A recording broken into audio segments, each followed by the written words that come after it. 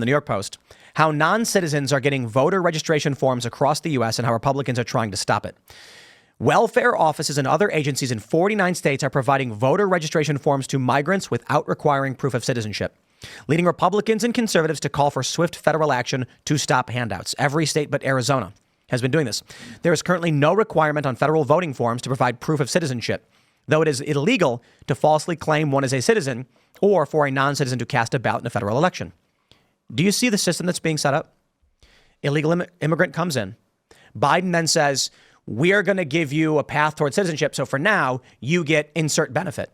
Go apply for your benefit. They do. When a person applies for welfare, that office will also give you a voter registration form. It doesn't matter if that form goes to a non-citizen because it's only illegal if they cast the ballot. Well, that non-citizen just goes, I don't know, I'll fill out whatever you give me. Now they're in the system registered. If you get 100,000 illegal immigrants voting, who's going to do that audit to make sure every name in that system is actually a person with an ID, an SSN, and is an actual citizen? I think Dominion no one's going to do that. No, they're not. Somebody's supposed to, or the Federal Elections Committee or something. There's a committee that oversees Dominion that's supposed to be involved in that. Checking whether or not that the people who voted are citizens. Nobody does that.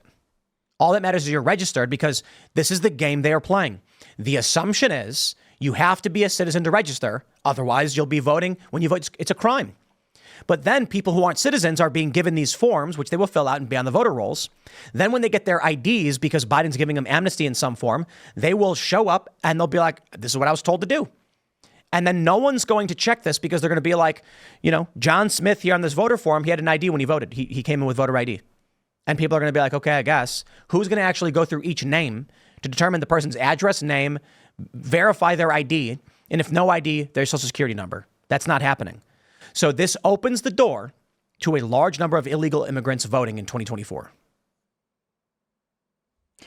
This is the thing that I think people keep waving off, that, because illegal immigration is actually about asylum and helping people and whatever else, that no, of course they won't vote. No, of course there won't be any consequences. No, of course it won't impact hospitals. It won't increase wait times when you need emergency medical care. But the reality is that it's not like people who come to this country illegally are sort of then disappearing into the air. They obviously have an impact on the community. And I think any politician would be wise to consider that. And in this case, the Democrats, I think, largely feel as though this is a pathway towards controlling the population and the direction of the ideological growth of population. Also, too, how often do we hear the left talk about, how we need to worship at the altar of democracy? It's every third word for them on NBC, right?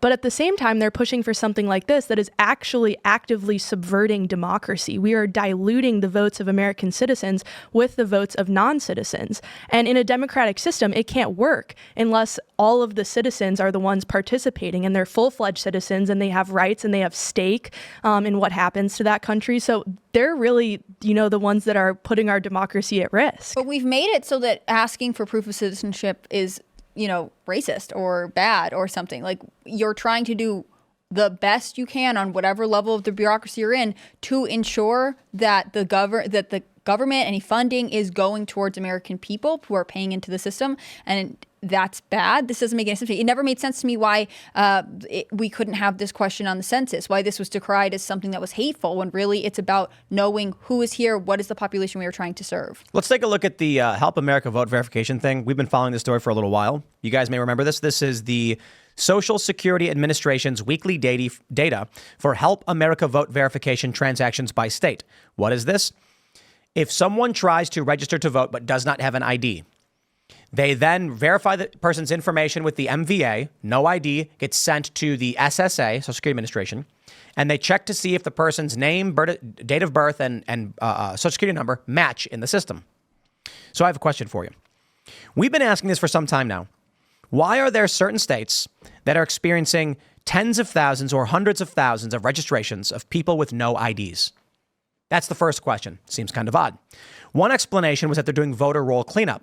That doesn't make sense. And I'll prove it to you very simply. Pennsylvania in the week ending June 1st had 104,250 registration attempts, voter registration with no ID.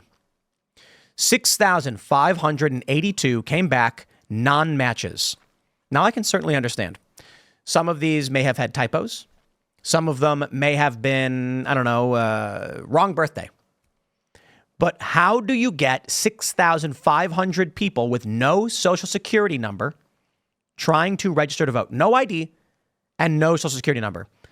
Is it fair to say that there is a failure rate of just around 6%?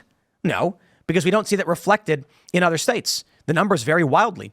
In South Dakota, 39 people attempted to register to vote. 26 came back no match. You mean to tell me that almost all of the people wrote their birthdays down wrong? No. So who are these people with no ID and not coming up in the Social Security Administration's database trying to register to vote? Pennsylvania had 100,000 in the week ending June 1st. 97,563 came back with matches. 87,000 were dead. 6,582 were non-matches. Arizona had 29,000. 3,664 non-matches. Again, who are those 3,664 people? I mean, that's massive right there. That's over 10% of the applicants. You're not going to convince me they wrote their birthdays down wrong. Well, Colorado's like 23% of the applicants. The percentages go up when you go down to some of these other states. When it's smaller. Connecticut's 20% of the applicants. Right. In Georgia, you had 6,000 registrations and 2,000. It's a third, 34%. Came back as a non-match. Yeah, it's nuts. This means they have no ID. And when their name, date of birth, and social security number were entered in, the SSA said, we don't have that in our database. So who is this? I mean, there's only one explanation, or there's only one probable explanation: illegal immigrants or non-citizens. Many non-citizen permanent residents have tax ID numbers, so they'd be in the system. Yeah. So who are these people? I think this is the issue, right? Like, they're saying it's not happening, but obviously there are huge concerns about the safety of the election and generally ballot and voter integrity. And if we continue to say, like, oh, because didn't one of the states we talked about this, like, the federal government was like, oh, it was voter roll clean out, and the state came back and was Missouri. like, no, we're not doing that. Then who is lying here? And I think that is one of the things that feeds into the overarching problem of lack of trust in society, like both interpersonal trust, but also personal to institution. People don't trust the federal government is saying what it is saying, that it's actually using the funding for this program the way it should be. We don't trust the numbers that are coming out of this. And I think that only ushers more political tension and chaos. There's no honesty in anything that's being said, including, like I said, Joe Biden, who said the majority of Americans support this move, when that's not true. Where are Republicans to challenge this? I mean, this story's been since the beginning of the year. I mean, March is when it really kicked off. Where are the Republicans to demand the SSA investigate, release documents? Where are the hearings? And it's kind of frustrating, too, because I'm not convinced strongly worded letters would do anything about this. Maybe I got to reach out to member of Congress, Marjorie Taylor Greene, Matt Gaetz, somebody, and be like, you should subpoena the SSA administrators who are in charge of this to have them testify. And it doesn't have to be adversarial.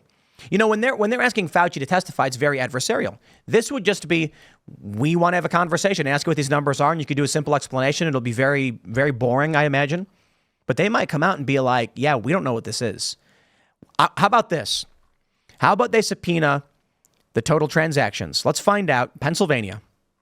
No, let's start easy. In Maryland, there were 2,618 registrations. Transactions, they call it.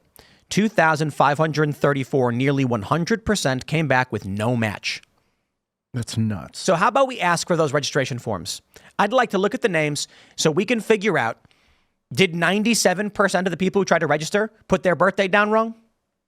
Or are they non-citizens? Is that the reason why they're not in the SSA database? Mm-hmm. It has to be something, right?